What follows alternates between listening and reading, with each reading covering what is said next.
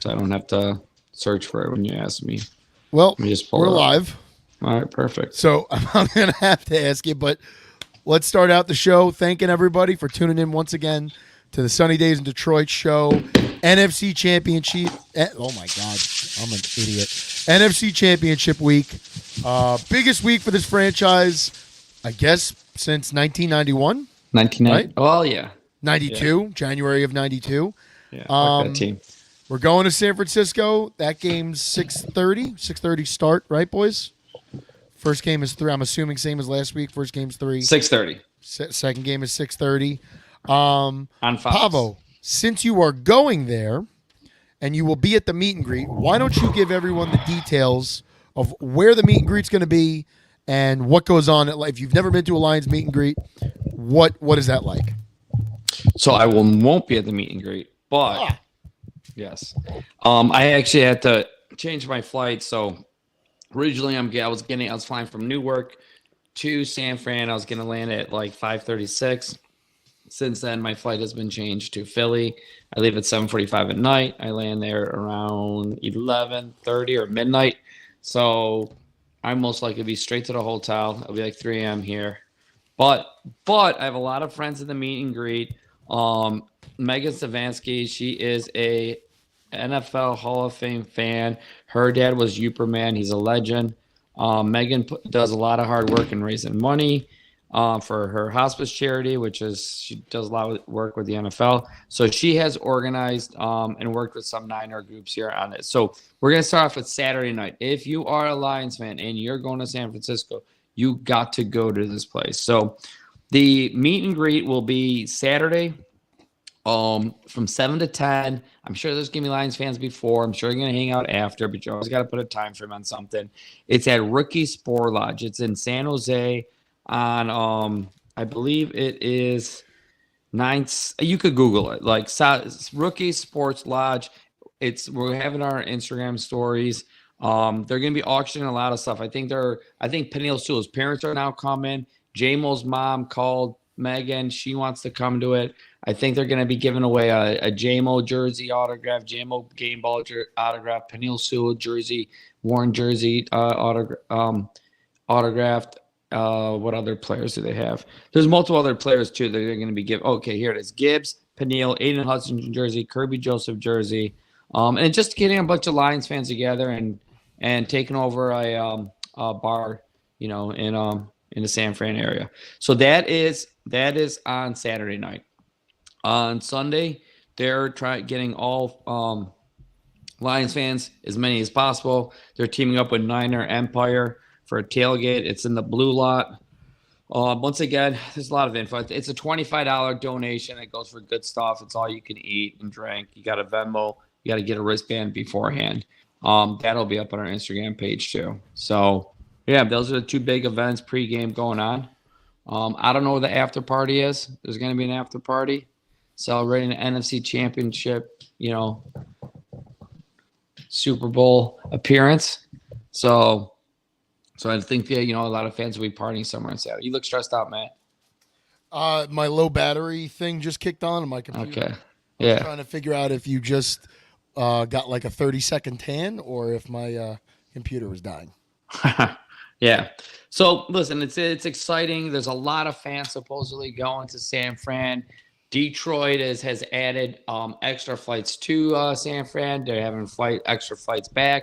I heard that Delta's also when they are bringing in their big boy planes for this game. Like they're getting bigger planes, more seats, getting more fans over there.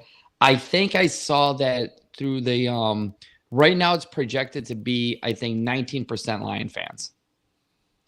And that's what I think with the a few different StubHub that they gather all the information, how much tickets are being bought compared to how many tickets are not. And they're projecting to be around 19% should be Lions fans, which is a lot.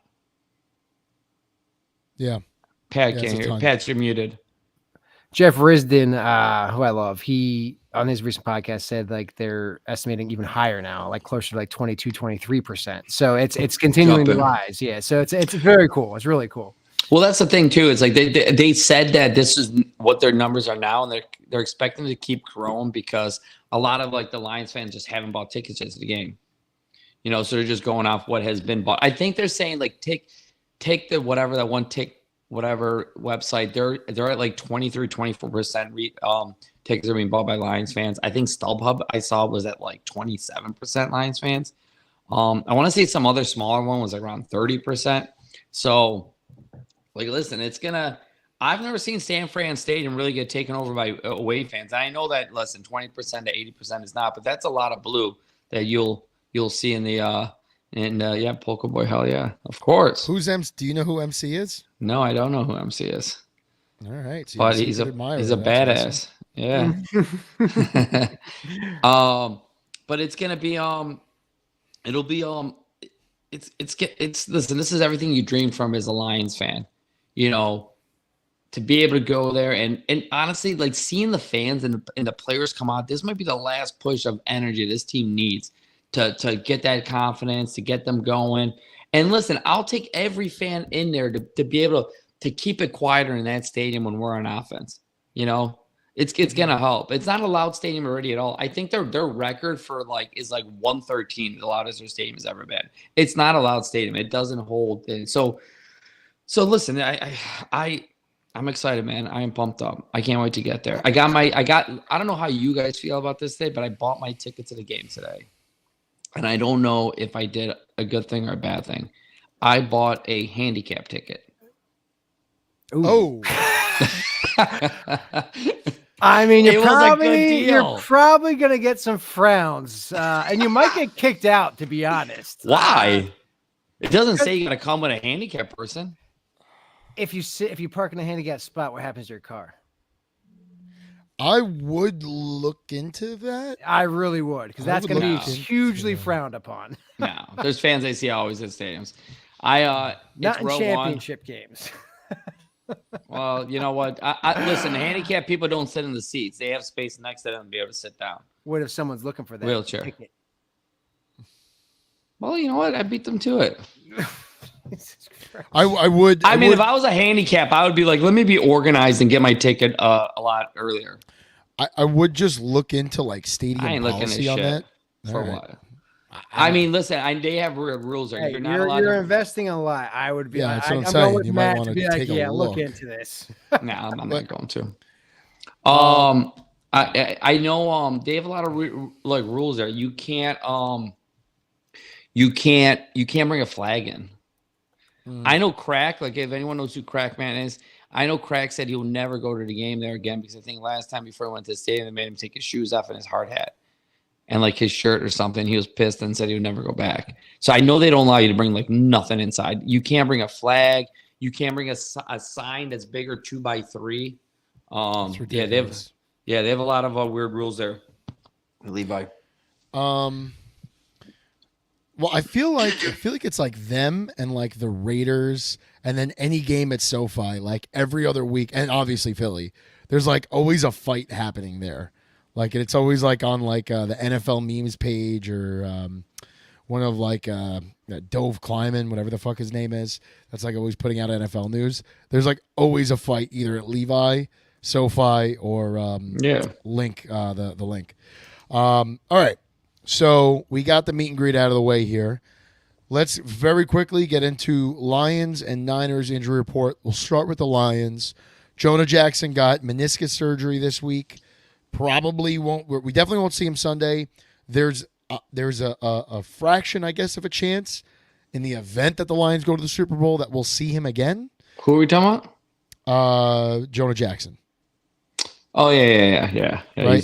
That's what was reported to us. Am I crazy, or didn't Frank or some other lineman similar happen and he came back and played, right? Yeah. I think Frank had it done around the bye week or something. Yeah, it was the bye. Okay, yes, that's exactly what I was thinking. And he came back the following week. So I think that should, timeline wise, they sound pretty confident that he would. They did. I think it's going to be a questionable status. All right, it's going to be right on the wire. But Frank did it. But I think, as we know, Frank is a fucking different animal. So that news came out that he played Sunday with a sprained knee and a sprained ankle. Just unbelievable. I love the guy, but I'm like, dude, take a play off. Like I want you. I want you for the guy's a warrior. time. The guy's a warrior. You don't want to come not a out, good man. time.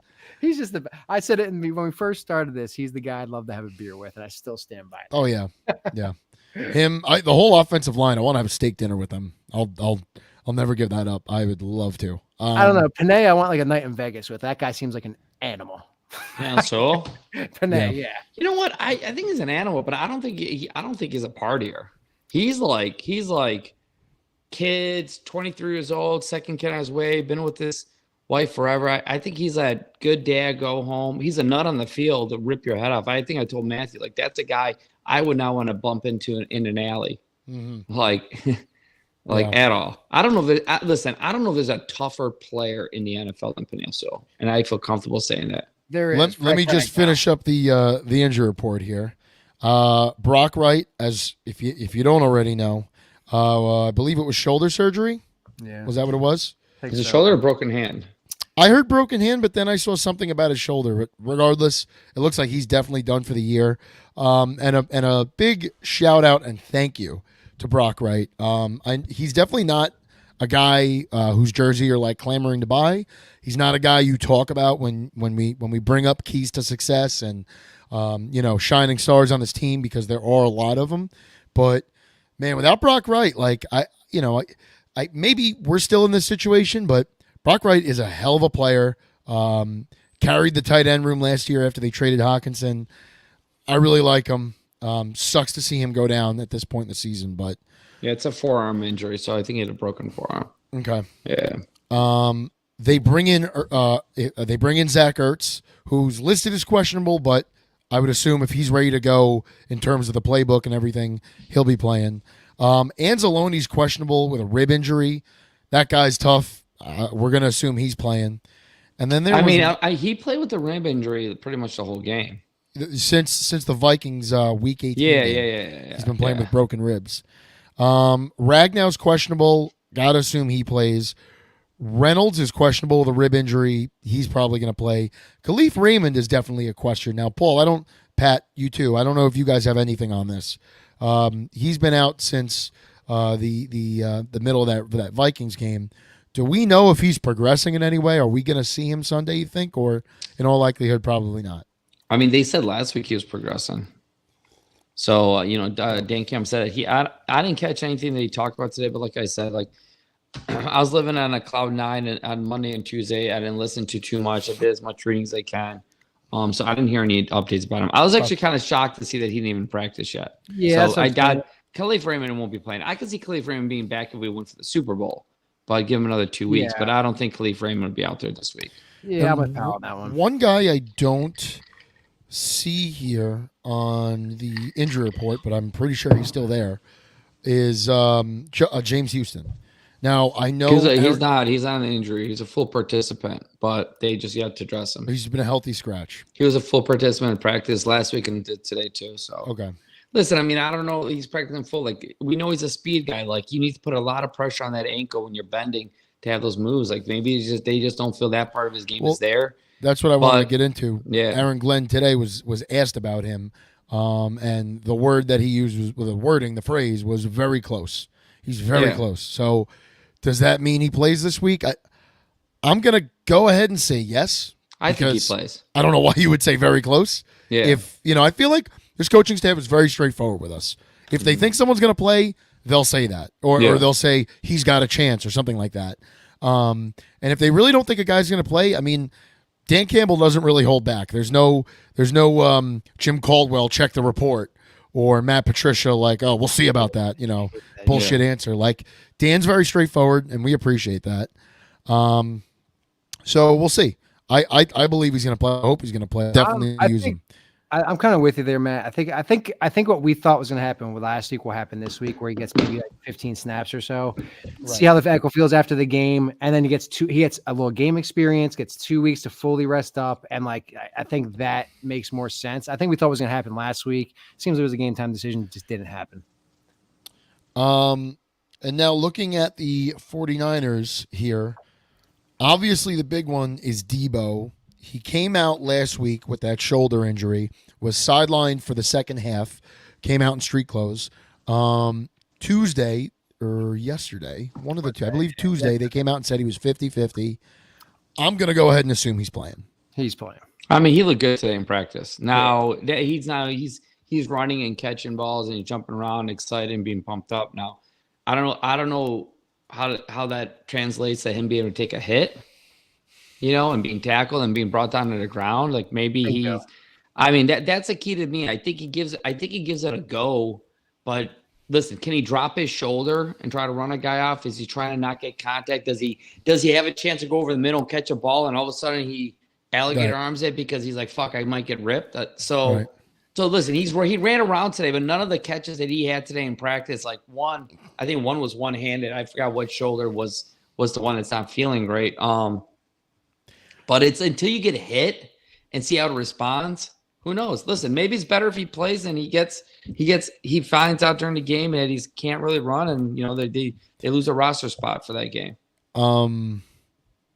I don't know if you guys, I forgot what account posted this today, but I was watching some highlights from, I guess it must have been 2021, the last time we saw them, when the Lions had that almost comeback in the fourth quarter. Yeah, he sat next to Pat during that game. Oh, okay. So we were at that game. We tore Detroit up that weekend. Do you? That was 2021, correct? Yep. Yeah, first game of the year. Yep. All right. And we went down big, and I'll never forget because there was this fucking asshole sitting next to us blowing a whistle, and I got to the point where we were coming back. I was like, I was like, dude, you blow that whistle one more fucking time because he was trying to get the offense. It was the loudest whistle I've ever seen, and like he was not blowing get kicked. Dude, I have no idea. I was like, dude, if you don't stop that shit, like we're gonna take care of you. And then me and like Pat tried like 5 different places to stand during the game, try to switch the luck up. One time we went to the second level and watched over.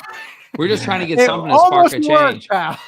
Yeah. It almost worked. But that was such a lucky comeback. Do we remember what happened in that game? What almost prompted them to win?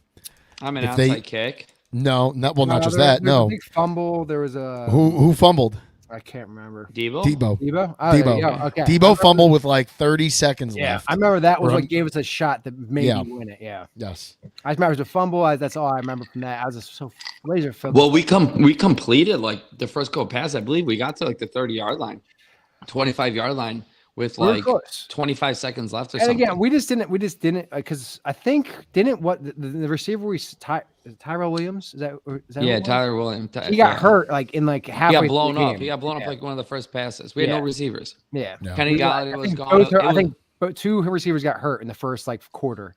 Yeah, and then it was just like that's when like Alman was a rookie. Like he wasn't playing much. Khalif Raymond, I think, was out there. Josh Reynolds. No, Josh Reynolds was not there. Reynolds wasn't there. He got signed middle of the year. Yeah. Reynolds wasn't the year yet. Khalif was there, so I think Khalif was big in that game. I'm sure Brown got some throws. I'm sure Hawkinson. Brown had like one. Hawkinson was probably, if I had to guess and look back, Hawkinson was probably leading receiver of that game. Just who he is, I don't know. He scored the first touchdown in the game, or the first one. We came down. They scored, and we came right down and scored. So, now it's on the bottom. Didn't mean to do that. So now we move on here. A couple things happened in the news today in regards to the Lions. There was some good and some bad, but we expected the bad, and it's not really a bad. When you're a good team, these things happen, right? When you're a good team, teams want part of that success. They want part of those guys that are adding to your success. And unfortunately, what comes with being a team that's going or in the NFC Championship is your coaches are going to interview in other places. We've heard of AG being a target by some teams. I don't know if he's interviewed anywhere. I guess we could say it because it was posted by CBS today. Ben Johnson interviewed in Washington. I believe he got a second interview there, and he's the betting favorite there. Or Boomer Esiason said he's the guy. You take that for whatever it's worth. Nothing's in writing. Nothing's official. But right now, the only jobs open are Washington and Seattle at the moment. So there's still plenty of candidates out there. Slovic's still out there. Dan Quinn's still out there. Belichick is still out there. Mike Vrabel's still out there. And our two coordinators are still there. So the silver lining in this is if, in fact, they do take Ben Johnson, which I hope they don't, but if they do, There's only one other job out there, and I doubt out of all of those guys, Aaron Glenn's going to be the one to get that job. Can I say something on this? Yeah.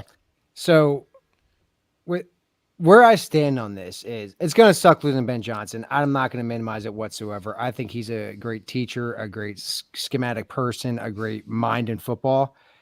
But I believe in Dan Campbell also of finding a guy, making sure it's working. And if it's not, he's already showed the propensity that he will make a change mid-season, first year mid-season, if he doesn't feel the person's up to the task. So I have full confidence that Dan Campbell will right the ship no matter what that trajectory looks like. This may be controversial, maybe not. I think AG is more important to actually stay with this team than Ben Johnson is. AG, I think, is a very vocal coach on this team. I think the defensive side is much younger and has more to learn, and he's been taking that under his wing, and you're seeing the kind of like formation of that late in this season over the last 3 years.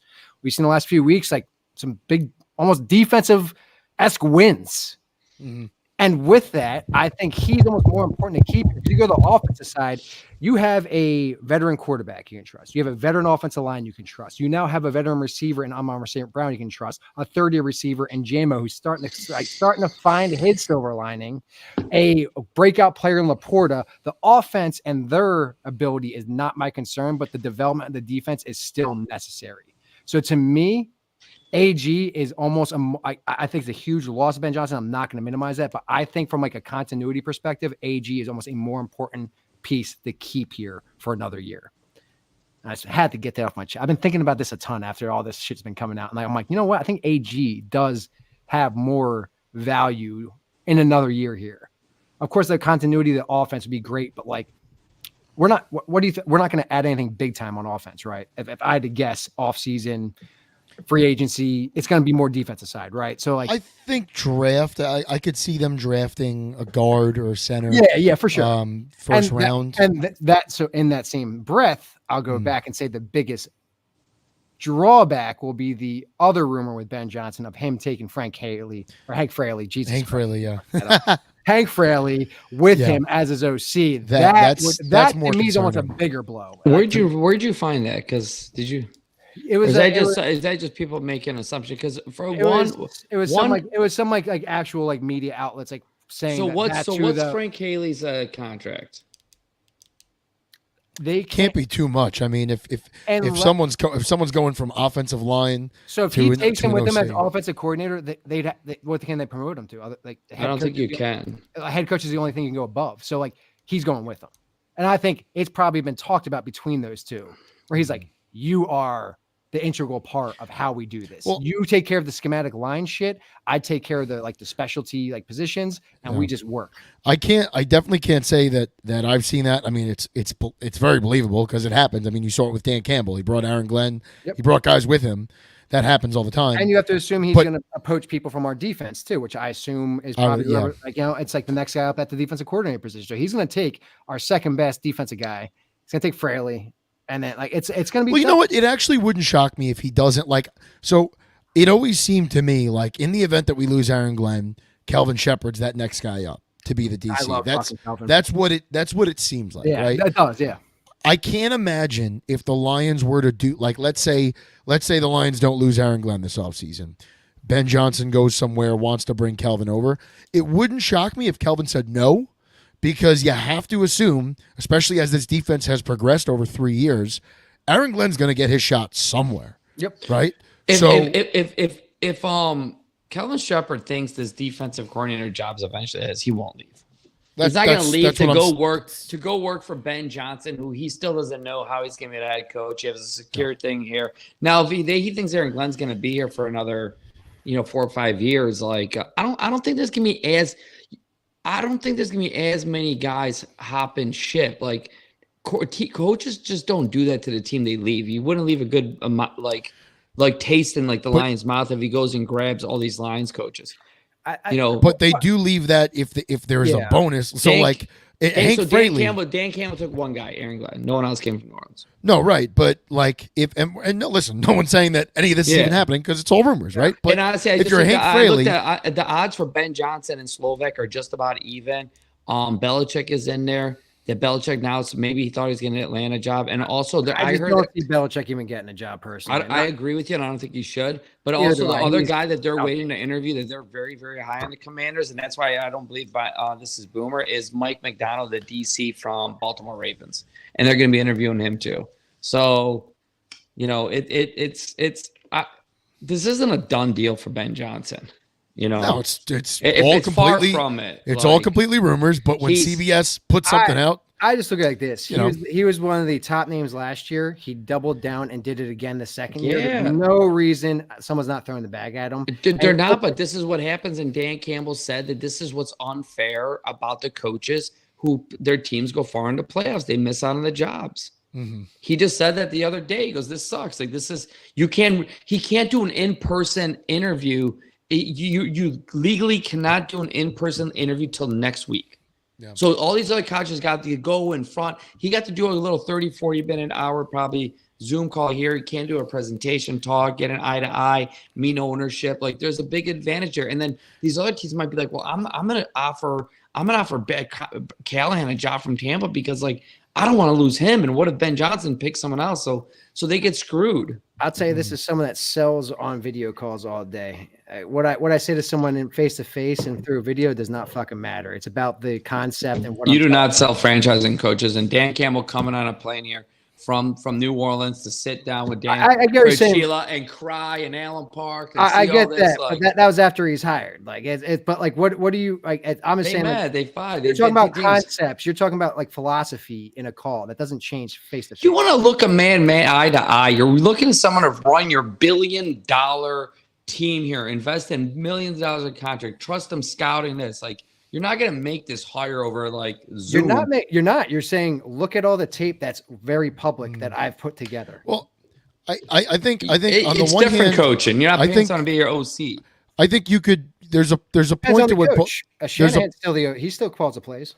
There's a point to what both of you guys are saying because you're certainly at a disadvantage if you're a team that's going far in the playoffs because you can't meet face to face and yes, philosophy doesn't change, but it definitely helps if you could meet someone face to face and be in the same room. Absolutely. But at the same rate, honestly, if you're a franchise that isn't confident in getting that guy and then maybe that's not the franchise you want to go work for, because if the franchise is locked in on your tape, what you've done, what everybody says about you, then it shouldn't matter if they have to wait till January 7th. It does matter. It does February matter. It does 5th. It does. But matter. in the grand scheme of things, time out.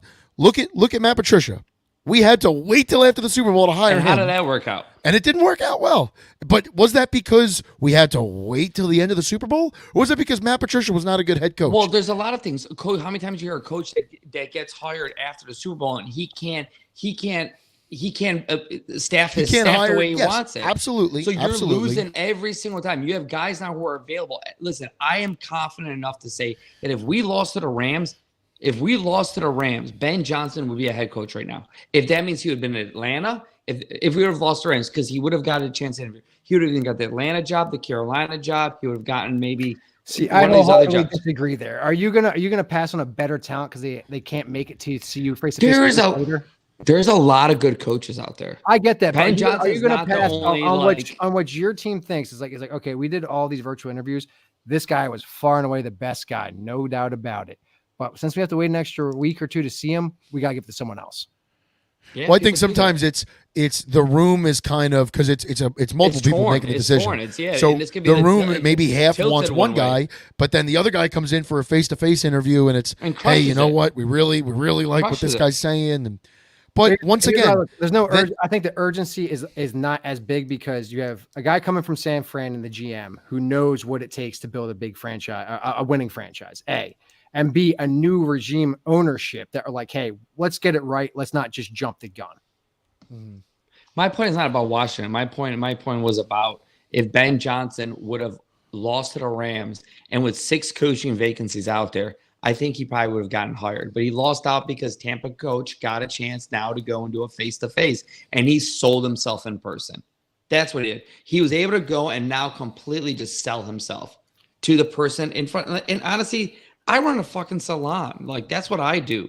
And honestly, I don't hire anyone unless I see them face-to-face. I want to see how they conduct themselves, how they say hi. Do they open the door? Are they nice? Do they pick up a broom and sweep? And like, this is not it. But how do you conduct yourself? How does Ben Johnson walk in? And I don't know why we're talking about this right now. This is like off-season talk. But like, how does Ben Johnson say hi to a receptionist at a front desk? And someone said that about how Dan Campbell treats everyone perfectly, where Matt Patricia ignored a front desk person.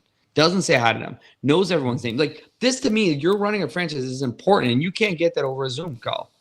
But not mean like, I'm sure there's been coaches hired over Zoom who have been successful. But like, for me, I think, and listen, and you know what? I'm going to go by what Dan Campbell said. He said it 2 days ago. Matt, you heard it. He says, this hurts the coaches because they can't interview in person till after. And he goes, they don't get jobs. I mean, they do. I mean, every year, someone that played in the Super Bowl, someone that coached in the Super Bowl is typically coaching somewhere else. It happens, but listen, there's no doubt it hurts them. But we beat the shit out of this one. Let's move on to something more happy. Both our general manager and head coach got Dan Campbell got NFC Coach of the Year. Brad Holmes got Executive of the Year. So cool. One was from like the PWF. So it's the Writers Football Association. Yeah. At the end of the Brad day, Holmes. This isn't something that you get a trophy for, and we're not sitting here having a parade for it. But I think if there's anything to say about this, it's. What you do now is get. Oh, okay, Vince Vaughn. If there's something to do here, it's give some flowers to these guys, right? Brad Holmes from. I mean, not so much as previous drafts, but this year, this guy took a ton of heat from everybody for who he drafted, myself included. I'll admit it, I wanted Bijan over Gibbs. I was wrong. Everyone criticized this guy, Tom Fernelli, everybody on Twitter. And in the end, who looks like the smart guy? It's Brad Holmes. Everything he's done since the day he's gotten here has been fantastic. He's put this team on track, and Dan Campbell's been the guy that's loading the coal into the locomotive and keeping it going. Dan Campbell, I mean, we say it all the time.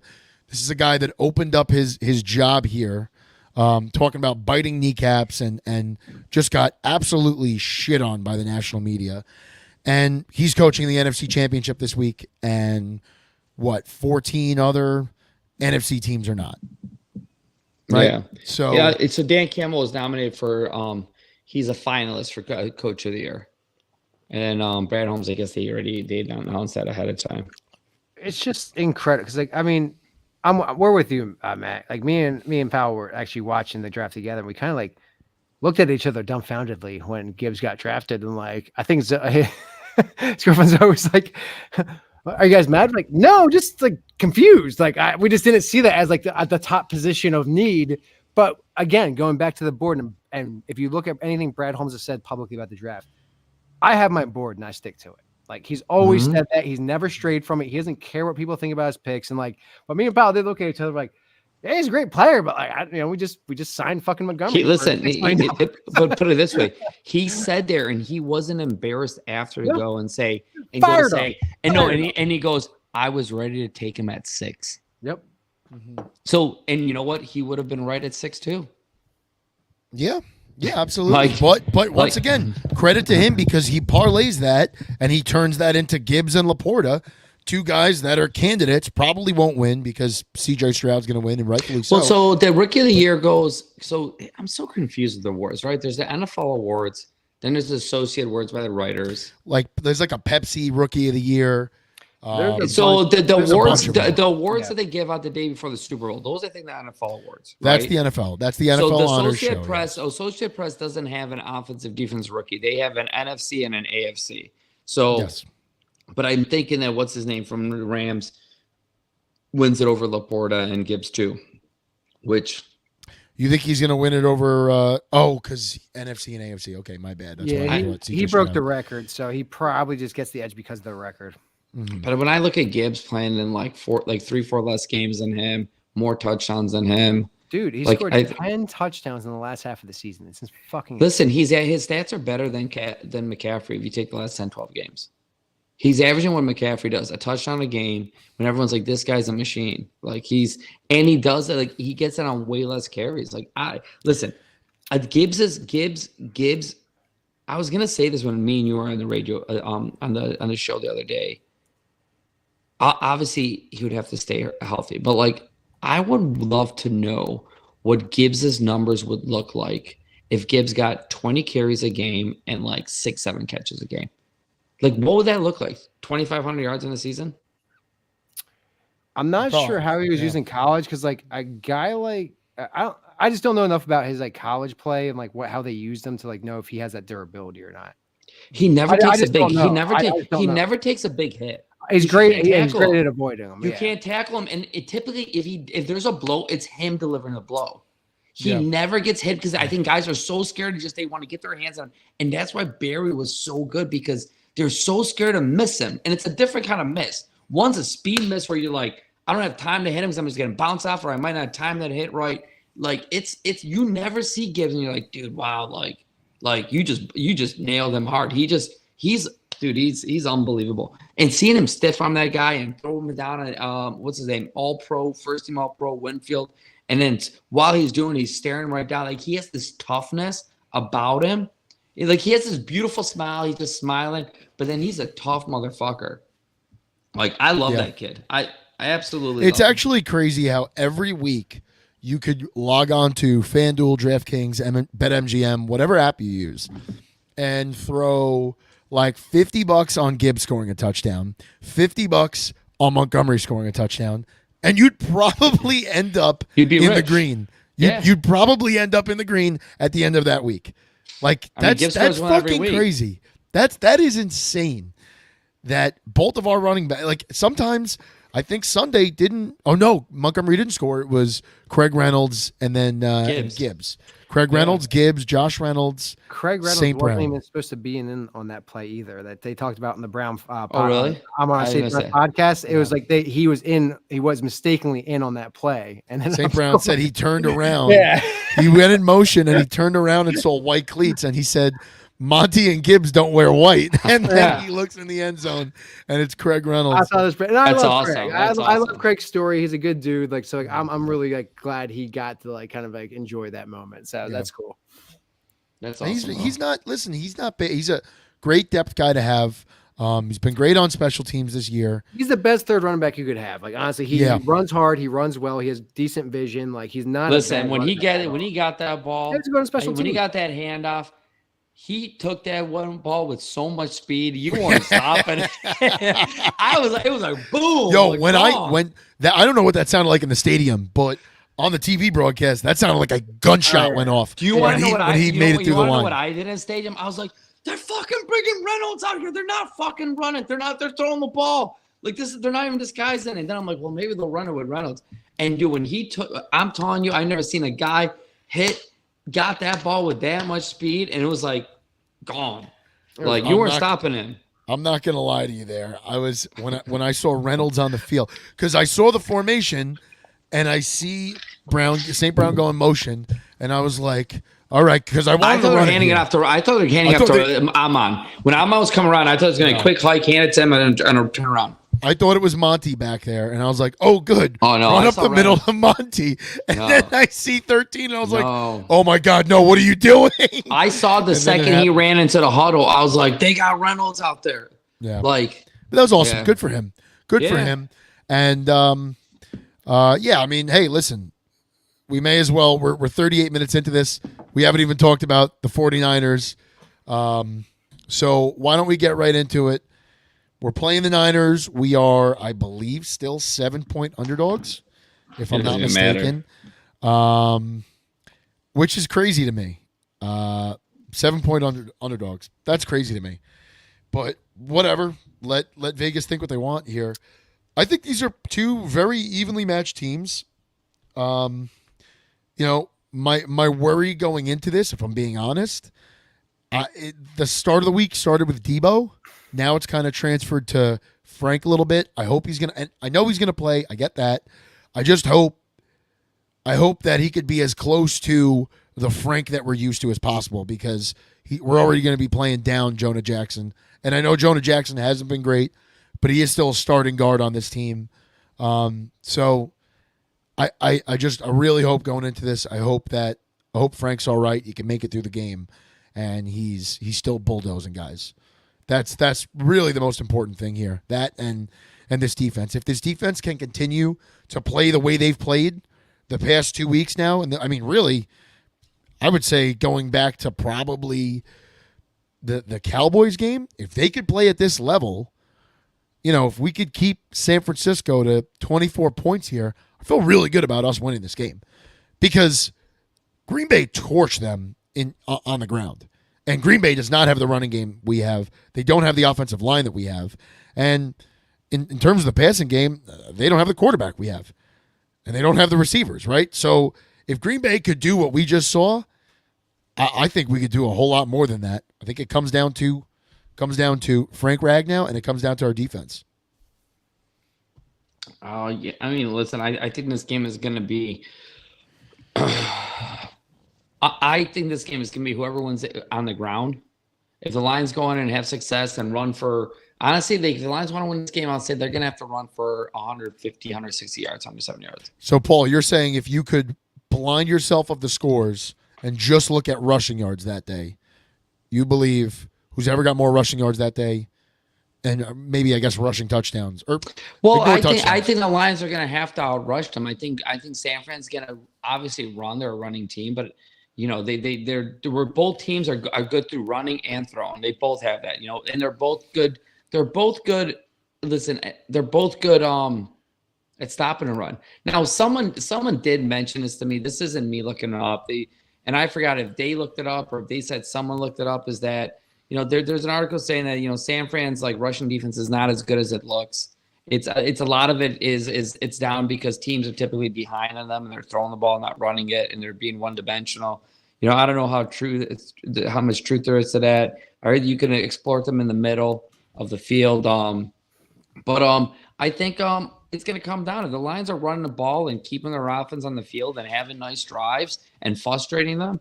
I think this is a game the Lions could win. Also, I don't look at the yards we give up in a passing game that big of a deal. If we continue since the Dallas game, because Dallas, you take away the big CJ Lamb touchdown, and you look at both the Stafford's touchdowns. They're long touchdowns. Now, hopefully we can stop that. But when teams have been getting in the red zone against us, they can't score.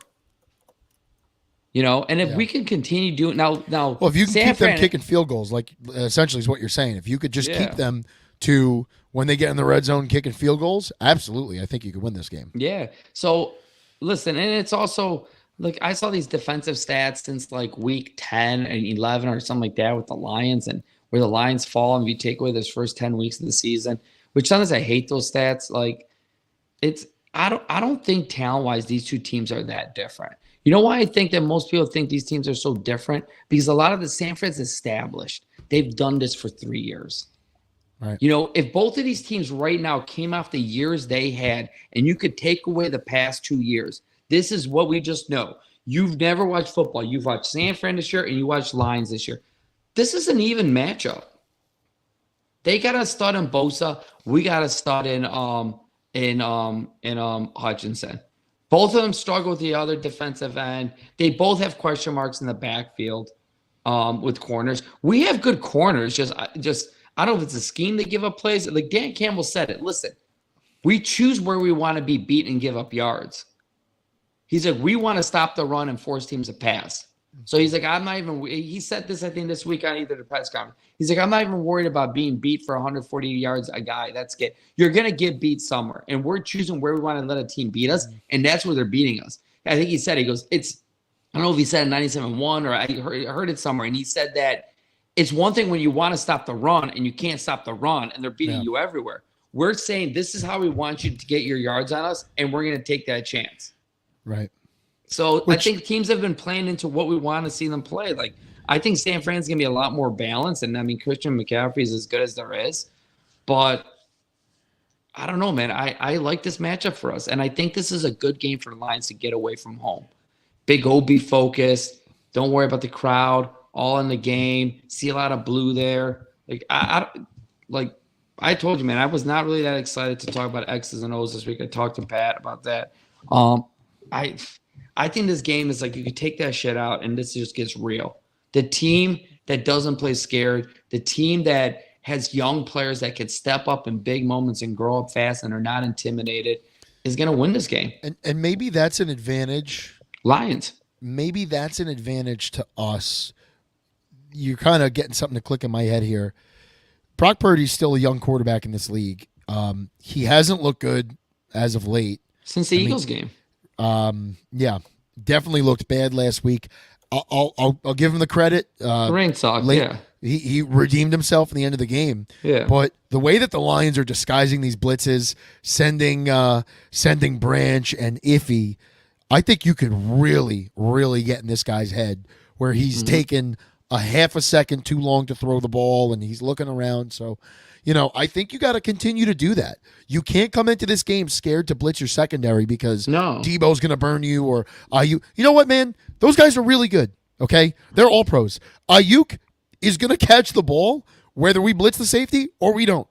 Debo's going to catch if he's healthy whether we blitz safeties or we don't. That doesn't mean that send guys every play, but every now and again, you really have to do your very best to confuse. You're not going to confuse Kyle Shanahan, but you do your best to confuse Brock Purdy in the moment.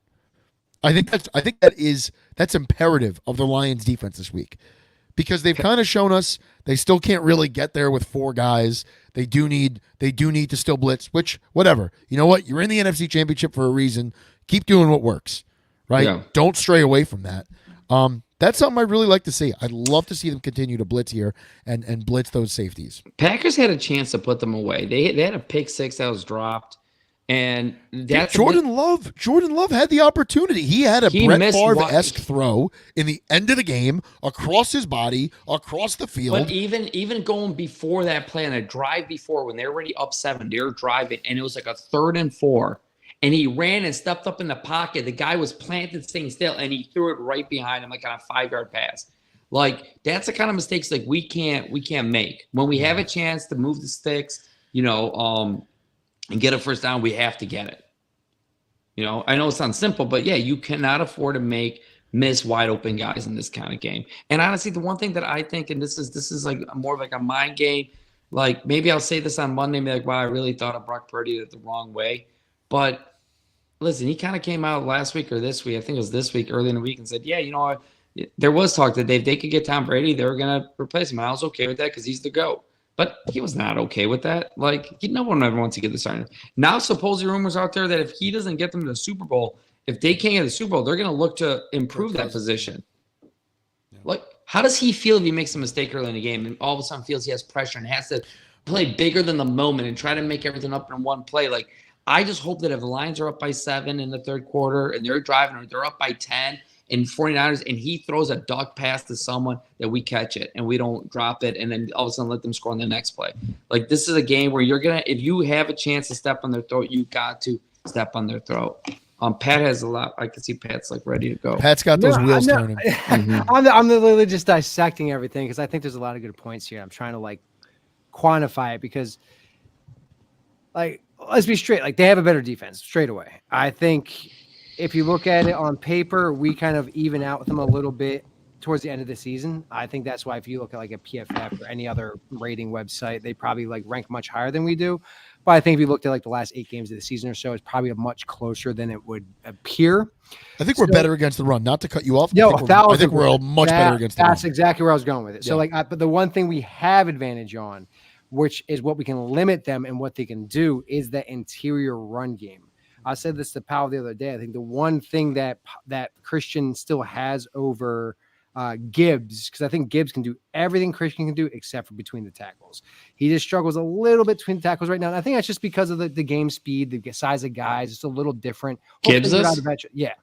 And I think he'll figure it out eventually. Then he scores 30-yard touchdown inside the tackle? One play doesn't mean someone's great at something. If you think he's just automatically you could drive a golf cart through that hole. Like, See, I mean, I personally thought that lately he's been running better than the tackles than outside. I feel like he hasn't been in outside. Christian McCaffrey is phenomenal between the tackles. Yeah. And that's something that comes with time because you have to learn about patience and like where to attack and stuff like that. That's why he's so good. This is not a slight on Jahmyr Gibbs. It's just like he's a rookie. It's a fact. Like he's going to learn these things. He's going to figure it out. But like that's just like the one piece I think of how you can limit, kind of like not limit, but expose. Or not exposed. Like I think Power, you said it, Matt, earlier, of like how Dan Campbell kind of forces people to play his game. They stop that up the middle shit and don't allow Christian McCaffrey to get those. He broke that 50 yard touchdown last week that like really got them back in the game. Was up the middle and just fucking broke like 3 tackles and fucking just shot it up the middle. You limit that and you don't allow that and you force them on the outside, and then you got your speed guys with like Iffy on the outside and doing those types of things. I like our chances on defense. Then you switch to the offensive side. Our offense is what, in my opinion, the best offensive line in the NFL. I don't think there's, to me, without a doubt, they are. Obviously, Jonah Jackson, huge fucking loss because now you have injured Frank having to pay a little more attention to his left side to add some chips, and we'll see what comes with that because their interior pass rush is probably the best we've seen all season, if I'm being honest. Well, maybe this is we haven't seen a lot of him all year. He's been hurt. He's finally back. Maybe this is a game they put some emphasis on Jason Kabinda when they're running up the middle. Maybe that's something they decide to do. I'm not saying I don't know if it's a good or a bad idea, but in theory, you have a fullback on your roster. You keep playing him every Sunday since you brought him back.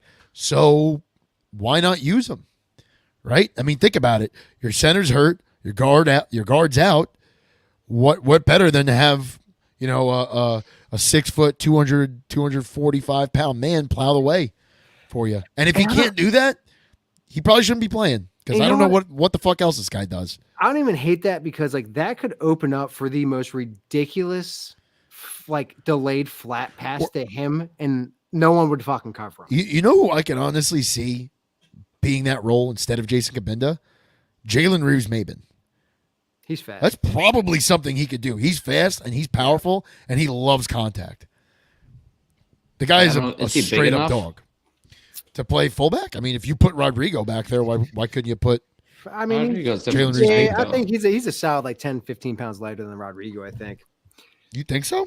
Yeah, I think Mabin's only he's like a big he'd be considered like a big safety. He's a 230 maybe. I don't know.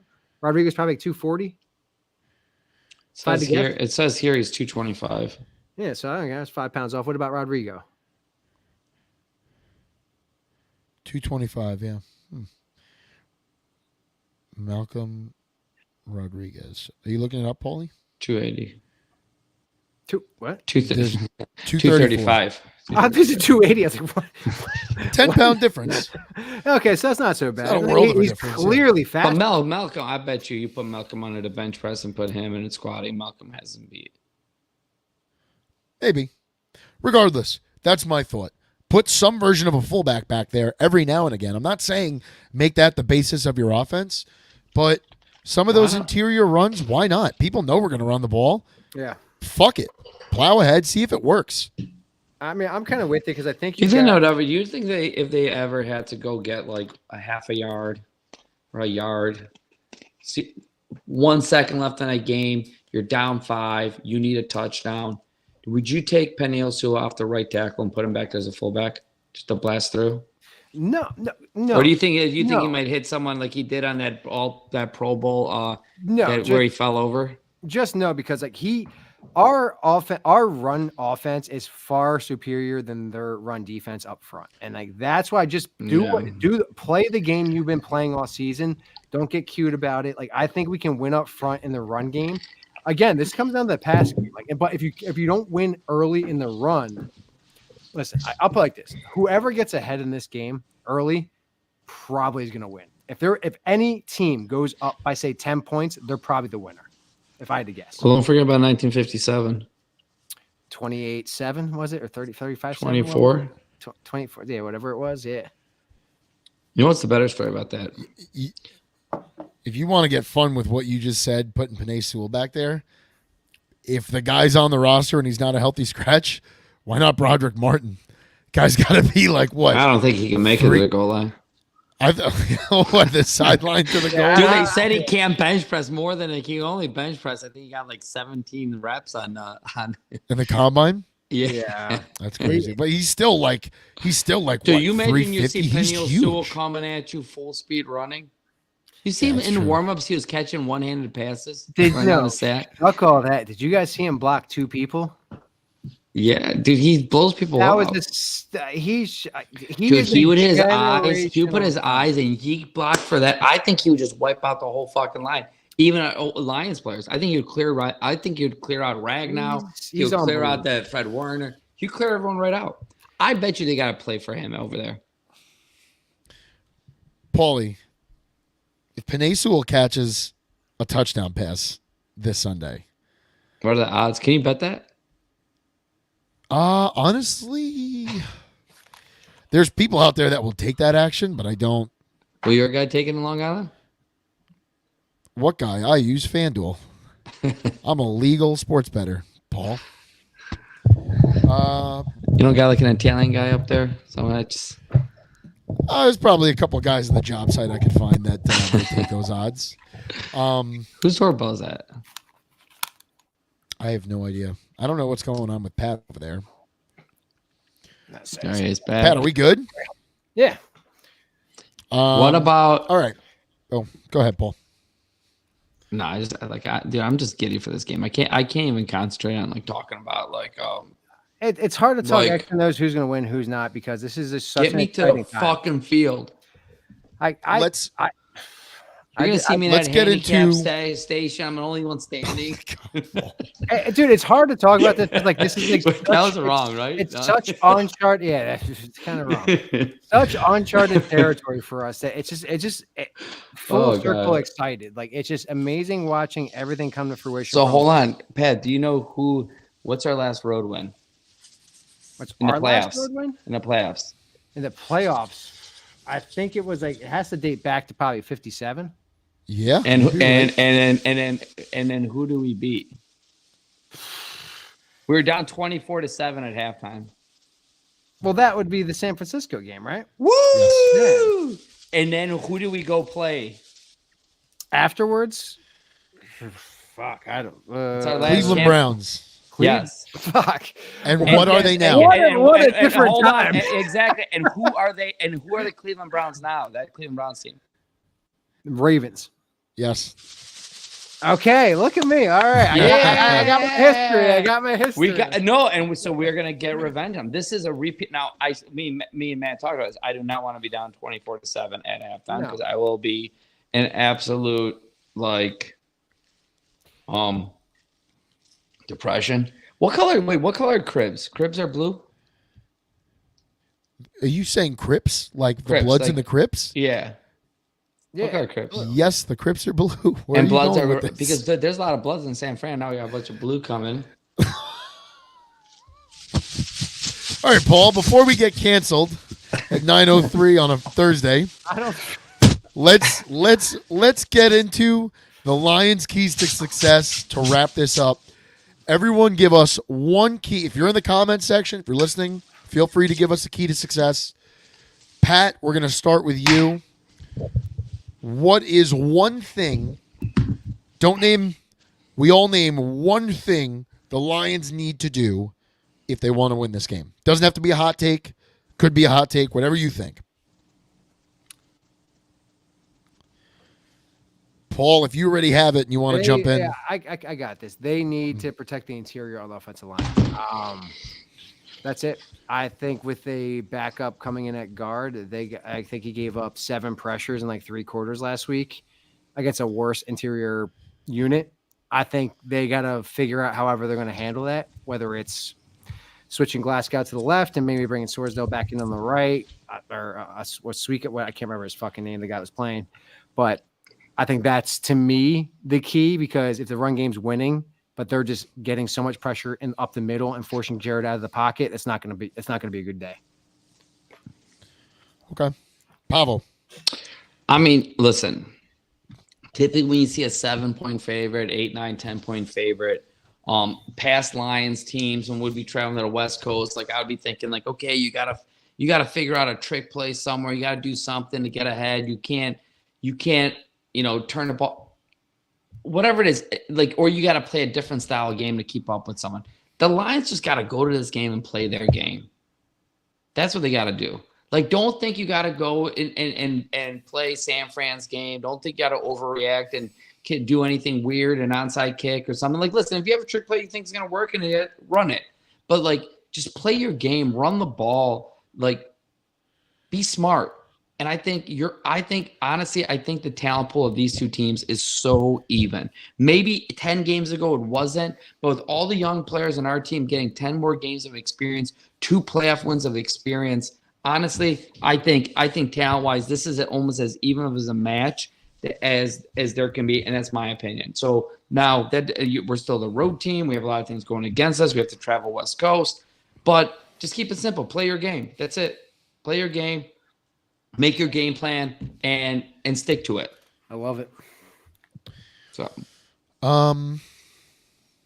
the key to success, if I had to say one key to success, I agree with what both of you said. Stick to your game. Definitely be a healthy balance, right? Be that normal 50-50 balance that you are.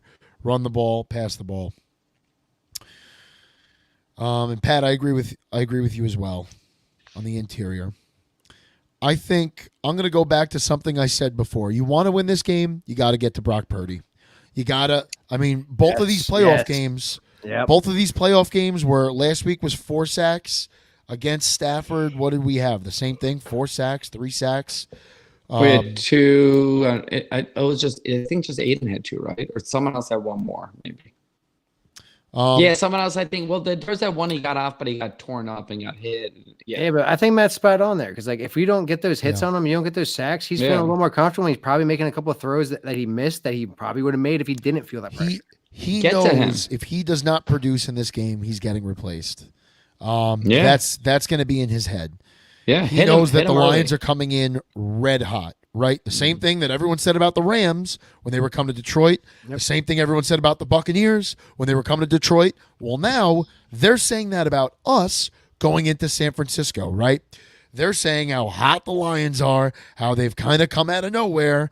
If you haven't been paying attention, they didn't come out of nowhere. But to a lot of casual NFL fans, coming out of nowhere, playing really well, breaking the old mold of what they used to be, one and done, right? That's all in his head. And the Lions have not got to quarterbacks necessarily with just the McNeils and Hutchinsons and Kaminsky. It's been iffy coming off the edge. It's been, not to say Hutchinson's got the sacks, but it usually starts with iffy. If you watch both of those games, it starts with someone else, and then Hutch eventually makes his way over to the quarterback. But you got to apply the pressure on him. He's gonna hit He's gonna hit guys. Like he's gonna hit his receivers in stride. I'm sure Kittle's gonna score a touchdown or 2. That's going to happen. They've got playmakers. Like, we often forget as fans that those guys on the other side, they're allowed to score too, right? Like they're trying to do that too, and they're in the NFC Championship. They're the number 1 seed. Now they've won 14 games. Like, they've done all this for a reason. They're a very good team. So they're going to score on us. It's A, how much you limit of that, and B, how much you get to Purdy. If you can get to Purdy, you can win this game. And I know that's true with, like, a lot of quarterbacks, but, like, for example. But this is different. This is a young quarterback. Yes. He might be playing for his job. Because he hears this. Kyle Shanahan, I think, can be a little bit of a dick. Like, he feels the pressure's on him. And I feel like he thinks he let the team down last year getting hurt. And God forbid he let them down again this year. Even though the injury wasn't his fault, but he's an athlete. And I think, like, I agree with you. If you can even just hit him, knock him down, put pressure on him, batter him, be in his face, like you gotta be around his little area. Whatever he continues, his little halo of protection around him, you have to get in there. If that means a hand, a knockdown, an extra shove, like, you can't make it. You cannot allow him to be comfortable in the pocket. No, you can't. Right, and he is a guy that if he moves, because he is mobile, he can beat you outside of the pocket. But you know what? if that's the point that we're at, let him kind of do that. That means that things are collapsing around him. Yeah. Let him try and do that. And I can assure you this: if we are good enough and lucky enough that we are here a week from today talking about the Lions going to the Super Bowl, right? I'll do the show. I can assure you, my key to success is not going to be the same thing because I think pal. Lamar. What did Paul say? He's going to shit himself? No, I'll do the show naked. We're just doing the show naked. Like, yeah, just fucking sit here. Naked. Yeah, we can start an OnlyFans account. Yeah, sunny days. There's definitely there's a Is clientele. There a Lions OnlyFans podcast? Yeah, bro. Like Yeah. three dudes with little wieners talking about pro football. Listen, People will pay to see that. Paul, you got Sunny- nice feet. They might be into your feet too. You like feet? You want me to put my feet in front of the cam? I don't think Please you want to see don't my do that. feet. No. I'm so This is grossed out by just feet. So exciting, guys! Like I just look at it like it's no long. I think if you went back like maybe beginning of December, we'd be like, hey, we got this division locked up, right? Like we just want to get there, win that home playoff game, and then it's house money from there. Like, but then the end of the season happened, and they kind of started figuring it out, and like then you're like, okay, and then they win against the Rams, like, okay, and then like they like fucking beat the Broncos, and you're like, okay. No, this is no longer house money. This is expectation.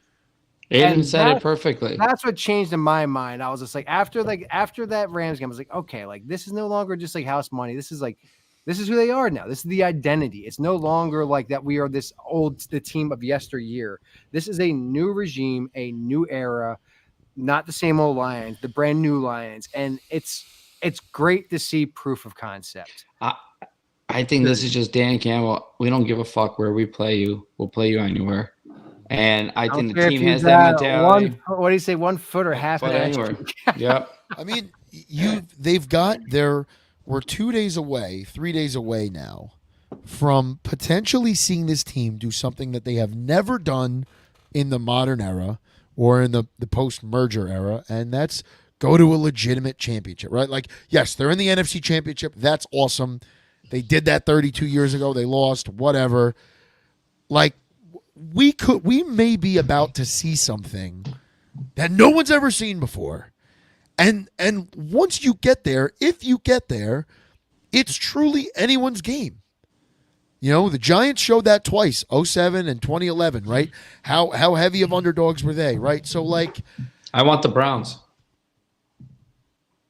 No, the Ravens. The Browns. Oh, okay. We're talking in 1990, 57, yeah. 1992. Yeah. Outdoor Tiger Stadium. Well, we're not getting Tiger Stadium. You're getting what is it? Allegiant Field in Vegas. What's the name of that? Yeah. Allegiant. I don't even know what Allegiant is. Is that what is that? I'm not sure if that's insurance or something or what is Allegiant? Who the fuck knows? Probably a gas company. Yeah, sounds like gas. I'm not gonna lie. But we're on the brink of something. We're on the brink of something that no one's seen before. I guess Lions maybe Super some people Bowl, go into this and say, "Why not us?" But Lions Super Bowl or no sex in 2024. The rest of 2024. Speak for yourself, because we're trying for a little baby, so I'm gonna definitely do the sex. Yeah, I do. Those aren't mutually exclusive things. Hey, we have to have these OnlyFans questions, right? Then again, I already have my kids already accounted for, so maybe I can commit. Probably not, but we could Photoshop you in like a little like nun's outfit thing. I don't know what they wear. Dude, this is just. I mean, I think over the last like month or so, it's been like this pop in my head daily. It's just like the feeling I had at this point in the season, watching everyone else play, and like we're just thinking about like no pun intended, draft. I got a draft hat on right now, and it's just we got those hats together. And someone said it the other. I can't remember who I was like listening to or what I was watching, but they were like, yeah, like we've become conditioned as like these like draft fanatics because of like the legacy of the Lions, and like no more. I don't even know what the first round of the draft looks like. Yeah. Isn't that crazy? I don't even know it. Like, I really I look a couple times briefly, but I can't even tell you. Like, I used to have it memorized now from probably first to mid second. And then I'm like, who's gonna move up in combine? Like, it's I know it's one nuts. guy in that outside the quarterbacks. I know one guy because his name's fucking Kool-Aid, and that's it. Kool-Aid's his Kool-Aid name. McKinstry. And he's Yeah, a Kool-Aid quarterback, and McKinstry. there's a very good chance we take him. He's a cornerback, and like there's a very good. Oh chance man, imagine the Lions drafting Oh, fucking Kool-Aid, he's corner named drinking named the Kool-Aid. Kool-Aid. Oh, I love it. It'd be perfect. Give me some hooker Kool-Aid. What about listen? Too many What, play on words. what about who's that corner that I've been hearing everyone talk about from Bowling Green? Is that him? No, he's from Alabama. Kool-Aid. Oh, I know Kool-Aid now. Yeah. Yeah, you're right. Both of their corners are going the first round. That's all I know. But like, I'm with you though. It's like People are saying this corner at from this point, Bowling Green. I've done 10 mock drafts. I have who I think the Lions are going to take in the first 3 rounds. And like, I haven't even fucking batted an eye at it. And then, you know what? It's a good fucking change. And I love it. It's just such a good fucking feeling. And we all deserve it. Period. Yeah. That's it. What do Absolutely. you think of this? You look beautiful. You look like a really handsome lady. You do. Boys, do we have anything else? We're about an hour and 10 in. No, I think that's Any closing thoughts? I personally think that we need to hop on for about a 30-20 minute check-in. How do we feel? Sunday? Bonus show Sunday morning. Let me see. Well, Just you know like what? it could be 10 minutes. How do we feel? What I was gonna say is I have to do my Sunday show here, our Sunny Days Media football show. But I don't know how many guys. I don't know if there's 3 other guys that do it with me. I don't know who's in and who's out. I know I have one guy. So maybe what I may just do is combine. If I could keep it to 4 guys, I'll combine both and we could talk about both games. Yeah, I mean, listen, I'll be. So let's see. What time are you guys do that show at? We usually go at 11 a.m. here, our time. That would So be that is like 8 a.m. 9. over there. Yeah, Yeah. I mean, I gotta see how you feel. We'll talk about it off air. We'll talk about it off air. We'll see. I'd say the more important thing is resting up and having a good day there. Dude, I'm so pumped up. Like I look like Richard Shermer. Nah, shut it down. All right, guys. Thank you all for tuning in. I guess we'll see you Sunday, one way or another. And go Lions. One pride, all grit. We'll see you Sunday.